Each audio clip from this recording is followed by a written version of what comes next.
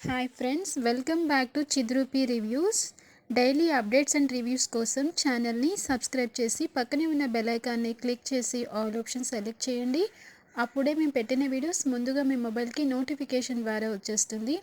Okay friends, మరి upcoming reviews సూపర్గా ఉండబోతుంది. మరి సిద్ధు ప్రేరణ ఇద్దరు పెళ్లి చేసుకున్నారని, ఇది రిజిస్టర్ మ్యారేజ్ చేసుకున్నారని, మరి మంజుల ఆనంద్కి, మంజులకి, విజయ్కి జేకే ఫంక్షన్లో చెప్పేశాడా? మరి అకస్మాత్తుగా ఆ పరిస్థితులని ప్రేరణ ఎలా ఫేస్ చేయబోతుంది? మరి తరువాత సిద్ధు ప్రేరణని మంజుల అర్థం చేసుకుంటుందా? అర్థం చేసుకోవాలి అనుకున్న వాళ్ళంతా ఖచ్చితంగా లైక్ చేయండి. ఇంకా మనం రివ్యూలోకి వెళ్ళిపోదాం. ఇంకా ఎపిసోడ్ స్టార్ట్ అవ్వగానే విజయానంద్ మినిస్టర్ గారికి కాల్ చేస్తారు. సార్, ఒకసారి గుర్తు చేస్తున్నాను సార్, మీరు తప్పనిసరిగా నా వైఫ్ బర్త్డేకి రావాలి ఖచ్చితంగా. ఎందుకంటే మీకు ఇచ్చిన ఆఫర్ మీరు మర్చిపోతారేమో అని మళ్ళా గుర్తు చేస్తున్నాను. ఏంటయ్యా గుర్తు చేసేది? నాకు గుర్తుంది. అదే మినిస్టర్ అవడానికి ఏదో మార్గం ఉందన్నావు కదా, చెప్తానన్నావు కదా. బర్త్డే పార్టీ రోజు వస్తానయ్యా, ఖచ్చితంగా వస్తాను. నువ్వేం కంగారు పడకు. పార్టీ ఎన్ని గంటలకి అంటే సాయంత్రం 7 o'clockకి సార్. సరే, నువ్వు ఇన్నిసార్లు గుర్తు చేయక్కర్లేదు అని చెప్పి అనగానే సరే సార్, ఉంటా సార్ అని చెప్పి పెట్టేస్తాడు. ఇంకా విశ్వాసం, సార్ మినిస్టర్ గారు వస్తానన్నారా సార్? ఎందుకు రాడు? వాడికి అంత మస్క కొట్టే కదా అని చెప్పేసి అనుకుంటాడు. ఇంకా ఇది ఇలా ఉండగా గణ రగిలిపోతూ ఉంటాడు. జేకే దగ్గర కూడా నా పరువుని బాగా డౌన్ చేసేశారు. నన్ను మరి ఇంత ఇదిగా నాకు గడ్డి పెట్టినంత పని చేశారు. ఆ సిద్ధు ప్రేరణలని ఎలా అయినా సరే సాధిద్దామనుకుంటే నాకు భంగపాటు తప్పకుండా జరుగుతూనే ఉంది. ఇప్పుడు కూడా ఆ జేకేని ఎంత బ్రతిమలాడాను, నాకు ఉద్యోగం ఇవ్వండి సార్, నేను సిన్సియర్ అని చెప్తున్నా. కానీ వాడు ఆ ఇద్దరు ప్రేరణ సిద్ధుల్నే నమ్మాడు, నన్ను నమ్మలేదు. అసలు నేను ఎలా ప్రూవ్ చేసుకుని నా ఉద్యోగం సంపాదించాలి? ఉద్యోగం చేతిలో లేకపోవడం వలన వాడు ఆ సిద్ధుగాడు పోరా అరే అని చెప్పి నన్ను అలా మాట్లాడుతుంటే నాకు కడుపు రగిలిపోతుంది. అమ్మ చూస్తేనేమో ముందు ఉద్యోగం సంపాదించు అంటుంది. అసలు ఏం చేసి నా ఉద్యోగం తెచ్చుకోవాలో నాకు అర్థం కావట్లేదు. అసలు ఆ ప్రేరణకి ఎంత పొగరు, అది నా మీద చేయి చేసుకుంది. ఆ జేకే గారి దగ్గర కూడా ఎంత మొహమాటం లేకుండా వర్ష మోసం చేశానని చెప్పింది అని చెప్పి రగిలిపోతూ ఉంటాడు. ఇంకా అప్పుడే సుధా వచ్చి, ఏంటి సార్, ఏంటి బాగా అప్సెట్ అవుతున్నట్టున్నారు, మళ్ళీ ఏం జరిగింది సార్ అని చెప్పి అనగానే ఇంకా సుధా, నా ఒక్కడివే సుధా నన్ను అర్థం చేసుకునేది అని చెప్పి అంటాడు. ఇంకా ఇది ఇలా ఉండగా ఇంట్లో బర్త్డే పార్టీకి చక్కగా ఇంకా అంగరంగ వైభవంగా ఏర్పాటు చేస్తాడు విజయ్. కూతురు సాహితి కూడా నాన్న చేసిన వాటికి మొత్తం ఆ డెకరేషన్కి చాలా బాగా ఆనందపడిపోతూ ఉంటుంది. ఇంకా మంజు ఒకటే ఆలోచన, సిద్ధు ఫ్రెండ్స్ అందరినీ పిలవమని చెప్పి అంటే మరి ప్రేరణ వస్తుందని ఏం చెప్పలేదు. అసలు వీళ్ళిద్దరి మధ్య ఏదో జరిగింది, అది బయటపడటం లేదు. అందుకే ప్రేరణ కూడా ఫంక్షన్కి వస్తున్నట్టు సిద్ధు చెప్పటం లేదు. అసలు సిద్ధు పిలిచాడో లేదో, వాళ్ళిద్దరు మాట్లాడుకుంటున్నారో లేదో. రాత్రి కేక్ కట్ చేయించింది కానీ వాళ్ళిద్దరూ అయితే ఏం మాట్లాడుకోలేదు అని చెప్పి అనుకుంటూ ఉంటుంది. ఇంకా బయట నించుని సిద్ధు ప్రేరణ కోసమే ఆలోచిస్తూ ఉంటాడు. నన్ను ఎందుకు దూరం పెట్టాలి అనుకుంటుందో ఏంటో. నేను ఎన్నిసార్లు తనకి సారీ చెప్పాను, తప్పు ఎందుకు చెప్పాల్సి వచ్చిందో చెప్పాను కదా. అయినా కూడా ఇంకా నన్ను అలా అపార్థం చేసుకోవడం ఏంటి ప్రేరణ? ఇదేం బాగాలేదు. అది ఐశ్వర్యతో నాకు చెప్పించావు. నువ్వు వస్తే బాగుండేది. ఈ ఫంక్షన్లో ఎంతమంది వచ్చినా నాకు వెల్తిగా ఉంటుంది. నువ్వు వస్తే నా మనసుకు చాలా హాయిగా ఉంటుంది అని చెప్పి అనుకుంటూ ఉంటాడు. ఇంకా అప్పుడే కుమారు శైలు ఇద్దరు రాగానే ఇంకా అరే సిద్ధు సిద్ధు అని పిలుస్తూ ఉంటే పలకడు. ఏమైందిరా? నిజంగా అమ్మ పుట్టినరోజు నాడు, నీకెంతో ప్రాణమైన అమ్మ పుట్టినరోజు నాడు ఇంత డల్గా ఉన్నావేడ్రా అని చెప్పి అనగానే, అవునరా, నాకు చాలా ఇష్టమైన రోజు, కానీ ఈ డల్నెస్కి కారణం ప్రేరణరా. అయ్యో ఏమైందిరా? తను కెఫేలోనే చెప్పేసింది కదా బర్త్డేకి రానని చెప్పి. ఇంకా దానికోసం ఎందుకని బాధపడుతున్నావా అని చెప్పి అనంగానే, అవునరా అక్కడ చెప్పింది కానీ మళ్ళా మనసు మార్చుకుని వస్తుందేమోనని మళ్ళా ఫోన్ చేశానురా. కానీ ఐశ్వర్యతో రానని చెప్పిందిరా. నాకు చాలా బాధగా అనిపిస్తుంది. పోనీలేరా, తనకిష్టం లేకపోతే మనమేం చేస్తాం అని చెప్పి అనుకుంటూ ఇలా వెనక్కి తిరిగి చూస్తాడు. ఇంకా ఇంటిలో చాలా చక్కగా 16 అణాల తెలుగింటి ఆడపడుచులాగా శారీ కట్టుకుని మరి గిఫ్ట్ తీసుకుని నడుచుకుంటూ వస్తుంది ప్రేరణ. ఇంకా కుమార్ చూసి ఆశ్చర్యపోతాడు. అదేంటి కళ నిజమా అని చెప్పేసి అలా ఉండిపోగానే ఇంకా శైలు కూడా తిరిగి చూస్తుంది. ఇద్దరికీ ఒకేసారి షాక్ అన్నమాట. ఒరే, ఎందుకురా బాధపడతావు, వస్తుంది లేరా ప్రేరణ, చీర కట్టుకునే వస్తుంది అని చెప్పి అనగానే, నేను కూడా అదే అలాగే రావాలనుకున్నానురా, కానీ తను రాదురా. అలా నువ్వెలా చెప్తావురా, తను ఖచ్చితంగా వస్తుంది. రానని చెప్పి నాకు ఎలా వస్తుందిరా, ఒకసారి అటు చూడరా అని చెప్పి అనగానే ప్రేరణ నడుచుకుంటూ వచ్చేసరికి ఇంకా సిద్ధు అసలు చూసి ఒక్కసారిగా షాక్ అయిపోతాడు. ఇంకా తనకు తెలియకుండానే తను నడిచి వచ్చేస్తాడు. ప్రేరణ కూడా వస్తుంది. ప్రేరణకు దగ్గరగా వచ్చి ఇంకా అలా చూసి ఉండిపోతాడు. అలా తనకి ఆ శారీ, ఆ ప్రేరణను చూసి ఒక్కసారిగా మెస్మరైజింగ్ అయిపోతాడు. ఏంటి సిద్ధు అలా చూస్తున్నావు, ఏమైంది నీకు అనగానే, ప్రేరణ ఇది కళ నిజమా, సూపర్ అని చెప్పేసి నోట్లో నుంచి మైండ్కి సంబంధం లేకుండా మాటలు వస్తూ ఉంటాయి. అదేంటి అలా అంటావు, ఇది కళ ఎందుకు అవుతుంది అని చెప్పి గిల్లుతుంది. అమ్మో, కళ కాదు నిజమే, శారీ శారీ సూపర్ అని చెప్పాను. ఏంటి సిద్ధు అని మొహం ముడుచుకుని అంటుంది. అదే శారీ చాలా బాగుంది, ఈ శారీ నీకు చాలా బాగుంది అనగానే, బాగుందనే కదా కట్టుకుని వచ్చాను అని చెప్పేసి అంటుంది.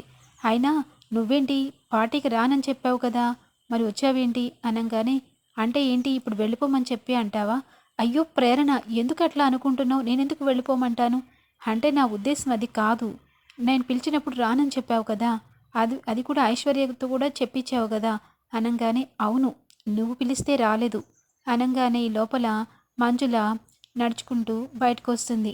హాయ్ ప్రేరణ అనగానే, హాయ్ ఆంటీ, పోనీలేమ్మా వచ్చావు కదా అనగానే, ఇంతకీ ఏంట్రా మేమిద్దరం పలకరించుకుంటున్నావేంటి అనుకుంటున్నావా, ప్రేరణని నేనే పిలిచాను అని చెప్పేసి అంటుంది మంజుల.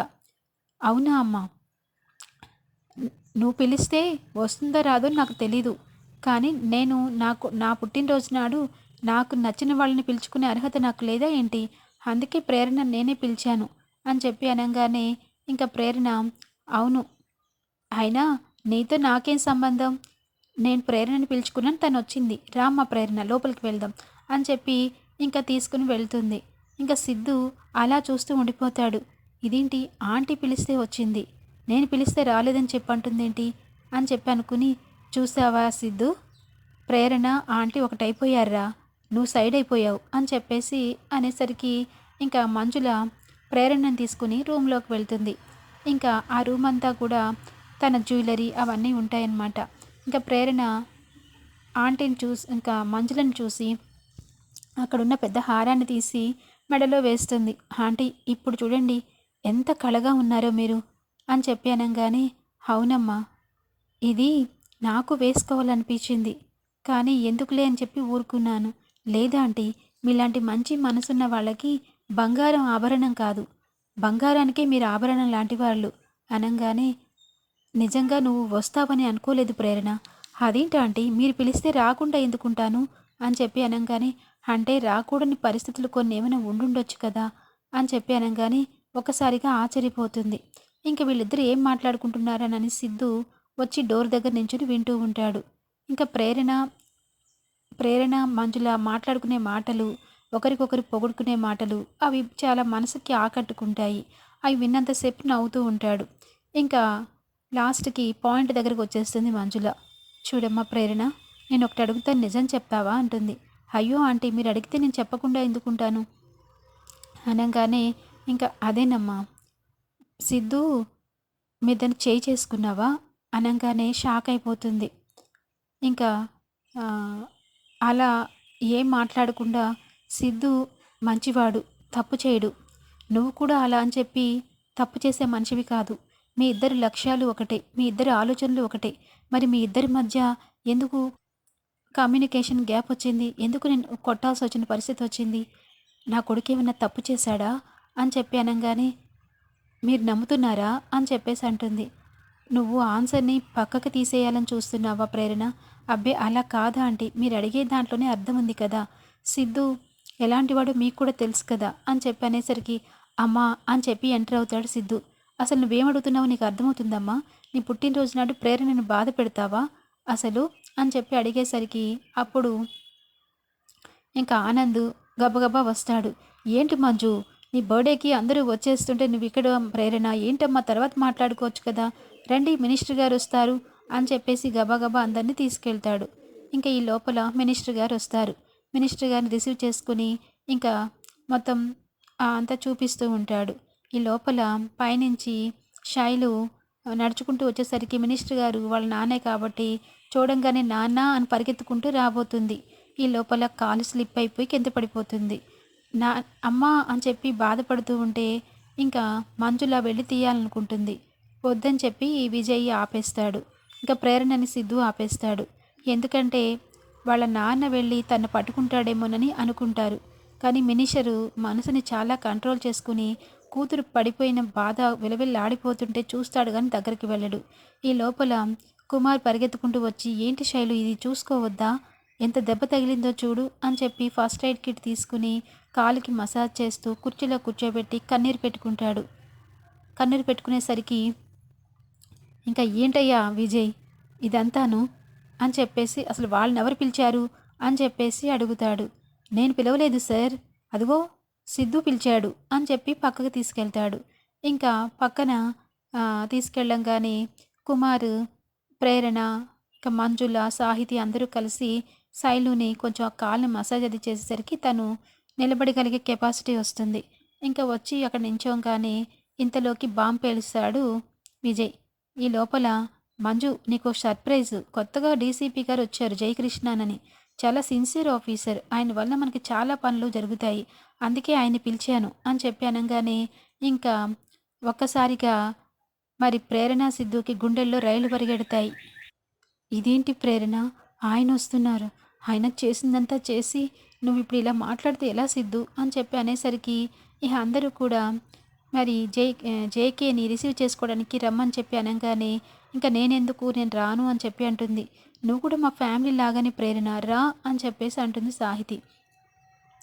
ఇంకా సిద్ధు ప్రేరణ ఆగిపోతారు వెనకాలే ఉంటే.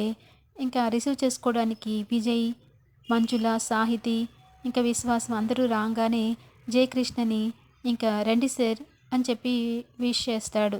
ఇంకా నమస్కారం అని చెప్పేసి ఆయన కూడా చెప్పంగానే మీరు రావటం మాకు చాలా సంతోషంగా ఉంది సార్ అని చెప్పేసి అంటాడు. అదేంటి నేను రావటం సంతోషమా, ఇది అబద్ధం కదూ అనగానే అవసరం సార్ అని చెప్పి విశ్వాసం అంటాడు. ఈ లోపల కూతుర్ని భార్యని పరిచయం చేస్తాడు విజయ్.